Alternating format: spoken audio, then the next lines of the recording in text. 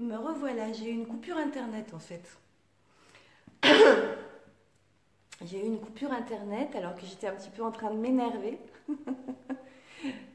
Donc, non, ce sur quoi je voulais finir, parce que c'était vraiment important, c'est d'expliquer pourquoi je me fâche pas d'un seul coup comme ça pour balancer mon point de vue, etc.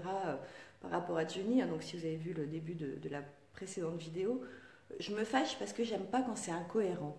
Et pourquoi je trouve ça incohérent? En fait, c'est parce que toutes ces personnes-là qui critiquent, on s'occupe de Johnny, on s'occupe plus de la misère du monde.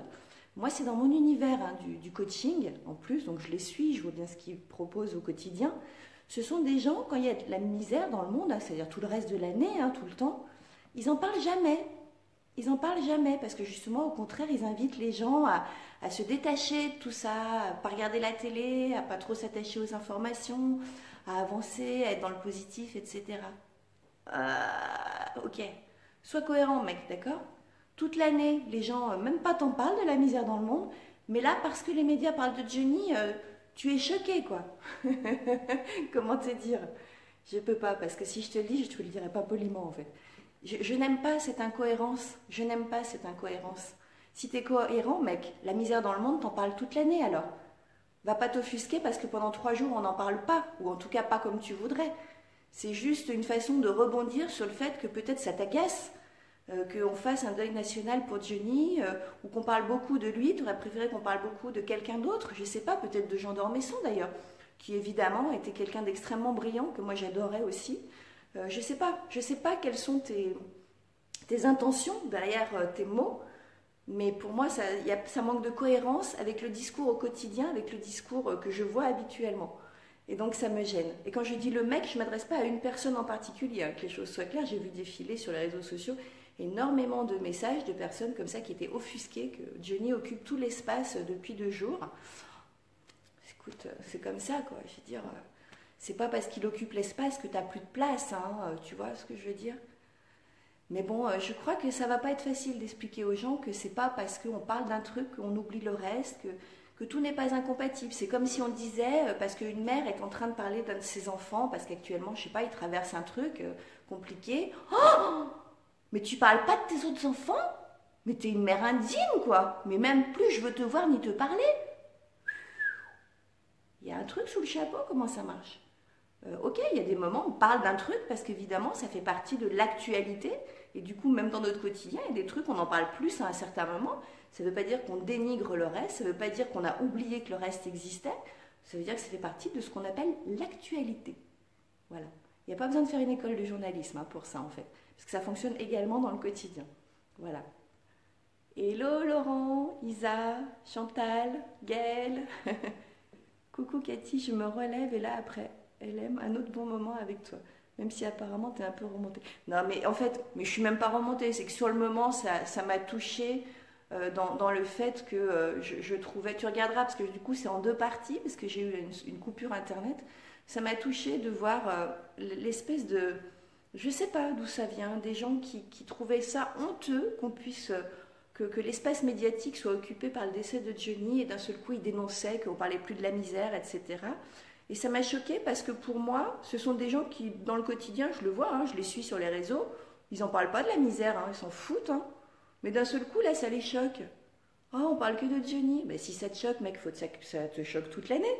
Tu vois, et c'est là où ça me gêne en fait. C'est juste là où ça me gêne. Après qu'ils soient choqués, ils sont choqués, c'est leur problème. Ça m'empêchera pas de vivre, ni de dormir, et je m'en fous en fait.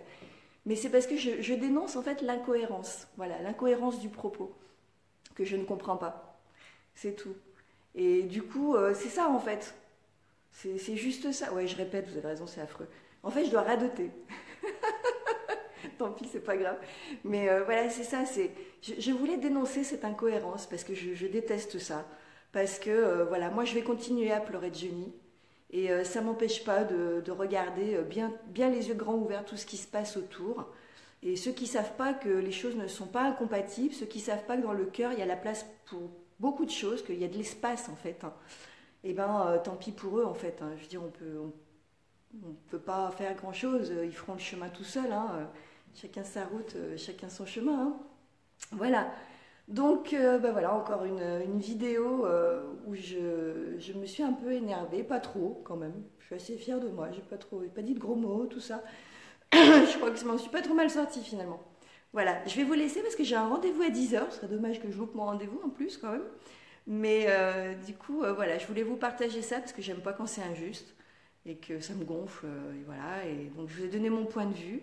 Après, si vous avez envie de me dire que mon point de vue c'est un point de vue de merde, vous pouvez me le dire aussi, hein, par contre, parce que là, du coup, je suis hyper open, quoi. Je suis totalement convaincue d'absolument pas maîtriser la vérité et donc j'accepte absolument tout ce qui arrive jusqu'à moi. Il n'y a aucun souci. Je sais par exemple qu'en ce moment j'ai des retours sur le son qui est moyen parce que en fait j'ai un nouveau téléphone et je ne sais plus comment faire fonctionner le micro-casque qui donnait une qualité bien meilleure au niveau du son.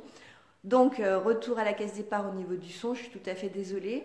Mais je suis open parce que je valide. Hein. Je veux dire, quand on me dit ton son il est pas bon, je vais pas dire ah bah non mon son il est pas bon, je le sais, mais pour le moment j'ai pas j'ai pas encore résolu le truc. Je vais y revenir, voilà. Donc il y a aucun souci avec tout ça.